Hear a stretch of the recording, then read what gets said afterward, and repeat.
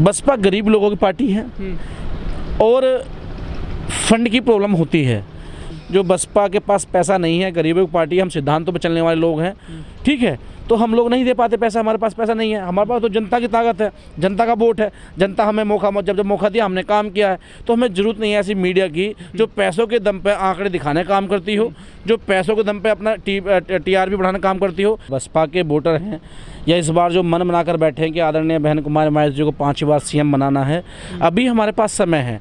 अपने social account खोलें और जो हमारे प्रत्याशी हैं उन सब के अकाउंट बनवा दिए गए हैं, उन सब अकाउंटों को फॉलो करें और जो भी वहाँ से पोस्ट हो, जो भी वहाँ से वीडियो बनाए के डाली जाए उसको शेयर करें, अपने व्हाट्सएप ग्रुपों में गिरें, ठीक है, और आगे फैलाने का काम करेंगे। भाई हमारे राष्ट्रीय नेता ने बहन कुमारी मायावती जी या हमारे प्रत्याशी ने आज कहाँ मीटिंग करी है, वो कहाँ जा रहे हैं, क्या कर रहे हैं, वो हम लोग खुद भी जिम्मेदारी लेनी पड़ेगी। मैंने बार बार कहा है कि हमारे पास पैसा नहीं है और पार्टी के पास IT के नाम पर हज़ारों लाखों लोग काम करते हैं, पे के नाम पर दुनिया भर का पैसा लूट करके, खास करके जो हमारे गरीब मजदूरों का पैसा लूट करके एक IT सेल में डाल दिया जाता है, जो जिस मामले में भाजपा पहले नंबर पर और कांग्रेस दूसरे नंबर पर रही है, ठीक है ना। तो वो लोग पैसा खर्च कर रहे हैं, लेकिन हमारे पास अपना मोबाइल है।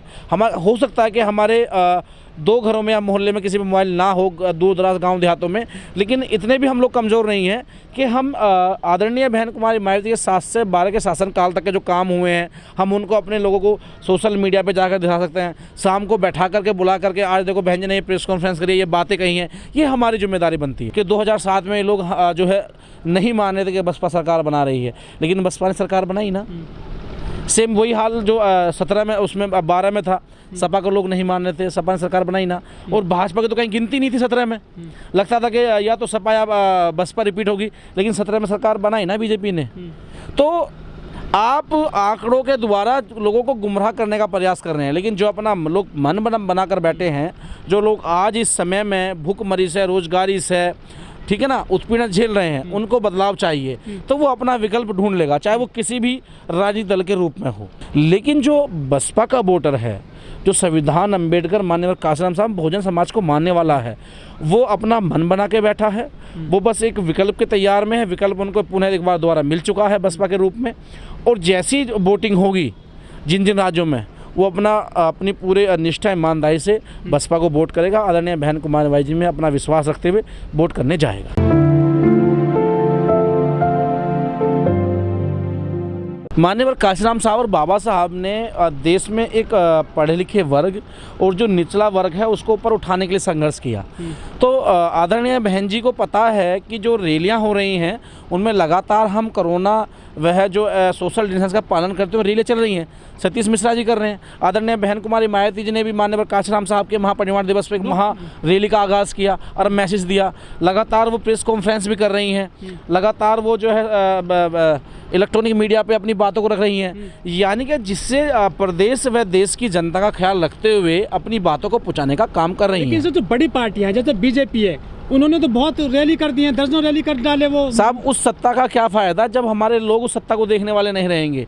अब आप देख लीजिए जितनी रैलियां हो रही हैं, ऐसी मोदी जी ने नमस्ते ट्रंप किया था, वेलकम ट्रंप किया था, उसमें क्या हुआ, कोरोना की जड़ वहाँ से बनी। आज जितनी भी रैलियां हो रही हैं, आप उनके जो है उन जिलों के जो है कोरोना की लिस्ट उठवा लीजिए, कितने लोग जो है कोरोना पॉजिटिव मिलेंगे। तो ये तो हमारे समाज को देखना होगा कि हमारे हित के लिए कौन सोच रहा है। तो बहन जी तो आज भी उनके हित के लिए सोच रही हैं। तो क्या बीजेपी ने कोविड के नियमों का पालन नहीं किया रैलियों में? नहीं किया। आप देखिए ना रैलियों में, मैं यही तो मैं कह रहा हूँ कि कहाँ चुनाव आयोग, कहाँ है कोरोना महामारी, कोरोना को जो है जो लोग फॉलो कराने का प्रयास करते हैं। SP, DSP और DM जो मौन बने रहते हैं, मान्य जो है सुप्रीम कोर्ट भी मौन बना रहता है। आप खुद देखिए ना कि कहाँ है वो हो रही हैं। लगातार भीड़ जुटी पड़ी है, एक दूसरे के ऊपर चढ़ी पड़ी है, उसमें जो है फिर लोग बीमार हो रहे हैं, मर रहे हैं। यानी कि वो बेचारे अपने पेट पालने के लिए, कई वीडियो तो ऐसी आई हैं जहाँ वो 250-300 रुपये मांग रहे हैं कि हम तय होकर आए थे, हमें पैसे नहीं मिले। तो सिर्फ भीड़ को दिखा करके, उन पैसों पे बुला करके आप उन्हें मौत के मुंह में धकेल रहे हैं। आदरणीय बहन कुमारी मायावती जी ये नहीं चाहती। जितनी भी रैलियां हो रही हैं, मिश्रा जी कर रहे हैं, या छोटी छोटी नुक्कड़ सभाएं हो रही हैं या नुक्कड़ बैठकें हो रही हैं, उनमें आप जो है बसपा सबसे जो है कोरोना और जो है सोशल डिस्टेंस को पालन करते हुए मीटिंगें कर रही है। और ऐसा नहीं है कि सिर्फ जो है बड़ी रैलियों से ही बदलाव होगा।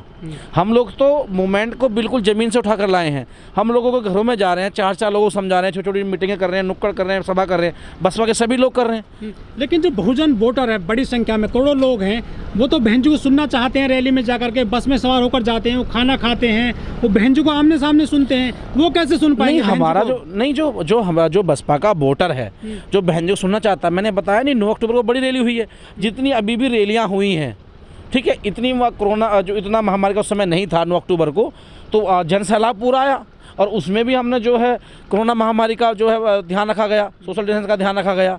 और रही बात सुनने की, तो मैं बता रहा हूँ, बहन जी को अपना इंटरव्यू दे रही हैं, प्रेस कॉन्फ्रेंस कर रही हैं, और आज सभी के घरों में टीवी हैं, रेडियो हैं। सर, बीजेपी के पास बहुत बड़ा IT सेल है, उनके पास मेन स्ट्रीम मीडिया भी है, उन्होंने रैली बहुत सारी कर ली हैं, वो प्रचार भी कर रहे हैं अपना डिजिटल मीडिया में, सोशल मीडिया में, लेकिन बहन जी कैसे टक्कर दे पाएंगी इन सब साधनों को?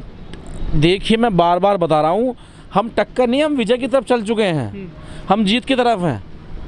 हम लोग 0 से लोकसभा 10 में पहुँचे, ठीक है, उसके बाद जो पूर्व में परिणाम रहे हैं 17 के, आप 22 के परिणाम देखना, हम उससे कई जो है गुना उनसे ऊपर जाएंगे, ठीक है। और रही बात प्रचार प्रसार की, तो अभी बहन जी ने प्रेस कॉन्फ्रेंस करी है, ठीक है, 9 तारीख को। सब लोग जानते हैं, बहन जी ने कहा है कि भाई आप लोग जो है निष्ठा ईमानदारी से काम करें, और कौन कौन प्रत्याशी हमारे बीच में हैं, सब लोग अपना मन बनाकर बैठे हैं। तो सिर्फ प्रचार करना, बड़ी बड़ी जो होर्डिंग या LED लाइट लगाने से, भीड़ इकट्ठा करने से नहीं है। और ये तो जनता को ईमानदारी से देखना है कि जब कोरोना महामारी हुई थी, किन लोगों ने किनका साथ दिया या नहीं दिया। ये वही लोग हैं जो आज बड़ी बड़ी भीड़ इकट्ठी करके नारे आपसे लगवा रहे हैं। ये इनसे एक बार ये सवाल पूछिएगा कि जब हम भूखे मर रहे थे, हम प्यासे मर रहे थे, कोरोना की महामारी चल रही थी, तो केंद्र और राज्य सरकारें क्या कर रही थी? हमारे पास बसें उपलब्ध नहीं थी। आज इतना लाखों करोड़ रुपया चुनाव में बहाया जा रहा है, और ये वही लोग हैं जो बेचारे कोई गाजीपुर से लेकर के, कोई महाराष्ट्र से लेकर के, कोई बिहार से लेकर के, कोई पंजाब से लेकर एक दूसरे के राज्य को होते हुए अपने घर वापस लौट रहे थे, लेकिन कोई इनकी मदद नहीं की गई थी।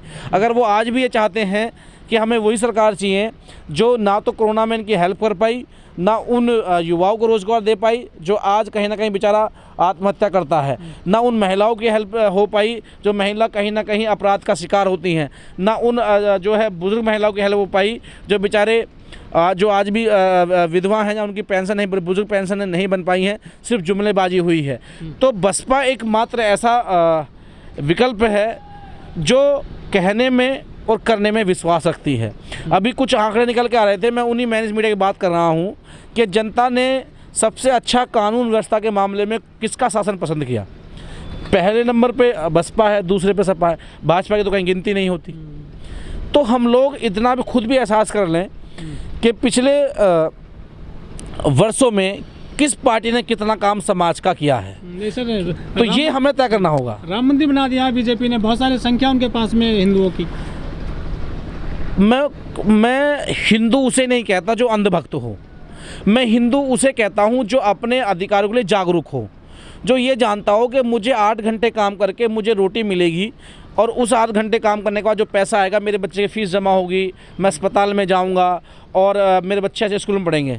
मैं उस अंधभक्त को नहीं जानता। जो अगर आप अंधभक्त को हिंदू कहते हैं तो मैं उसे हिंदू नहीं मानता, जिसे ये नहीं पता कि राम मंदिर बनना अच्छी बात है हर किसी, क्योंकि ये सेकुलर देश है, यहाँ सभी धर्म मज़हब को लेकर रखा जाता है कि राम मंदिर बनना अच्छी बात है। लेकिन उसी के साथ साथ आप लोगों ने कोरोना में कितने लोगों की मदद करी जो उनके घर परिवार या उनके लोग आपस में मिल पाए या वहाँ पहुँच पाए।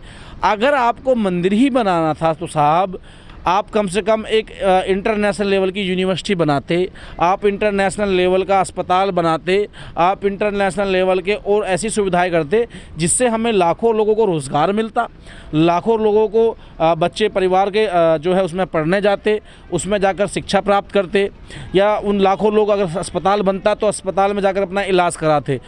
आज के आने वाले 10 साल बाद के जो चुनाव होंगे जात पात के नहीं होंगे, विकास के चुनाव होंगे।